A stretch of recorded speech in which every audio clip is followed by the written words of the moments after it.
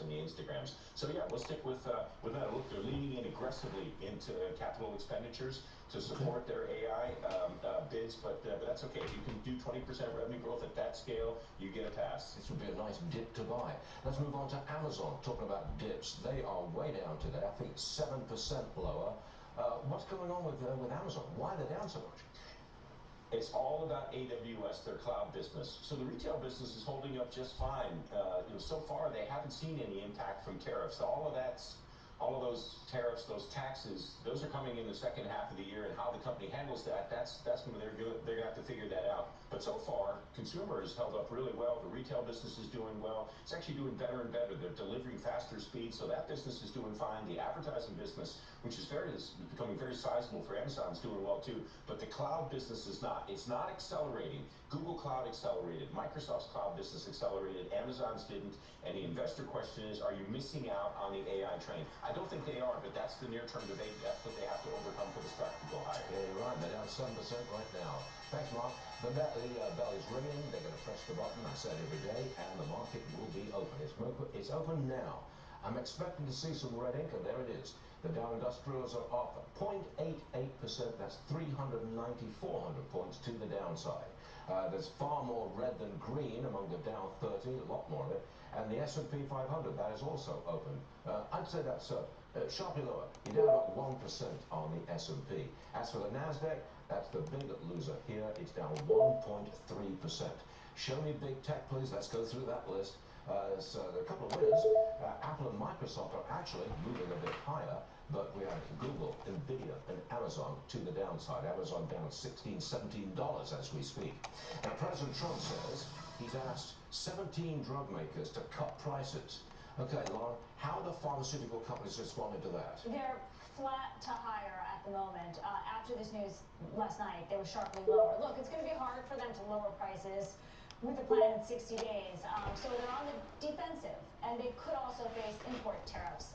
Just to pinpoint Novo Nordisk, which is not on that screen, this was Europe's #1 company, right? Now they're not even in the top 10. Yeah, but so there's competition in the weight loss drug market, and now they have to defend themselves in the prices that they charge Americans. Well, what do you make of this move from Trump to lower, to include Medicaid, weight loss drugs in Medicare and Medicaid?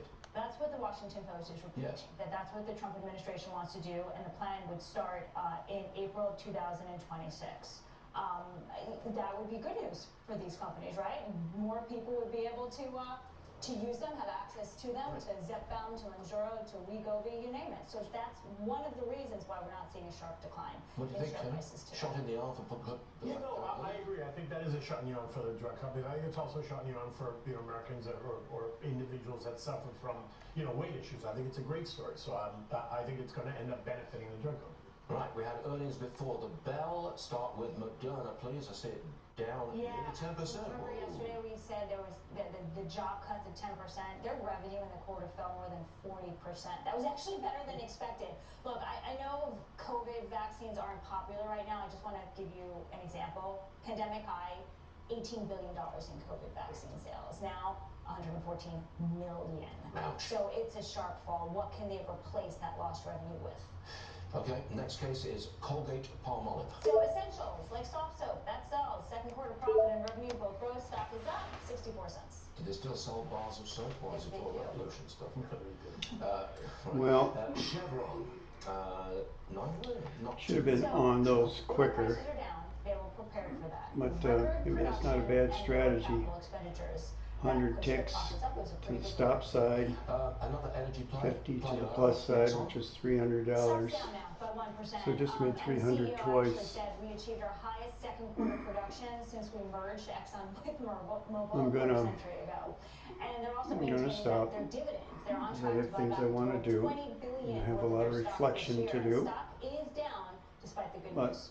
The pullback in Bitcoin, I've got them down to basically a $900 day. That's very nice. That's going to take the rest of the crypto plays down as well. Yeah. So I'm not going to push my luck. 123,000. Coinbase is the stock you're looking at now. A lot of trades. This is a 13.5% decline. They reported for the quarter where they so 890 on 26 trades. Their revenue missed expectations. Should we try one more? Retail investors investors slowed down because of all the Too late. tariff talk that was happening between April and June. Some got nervous.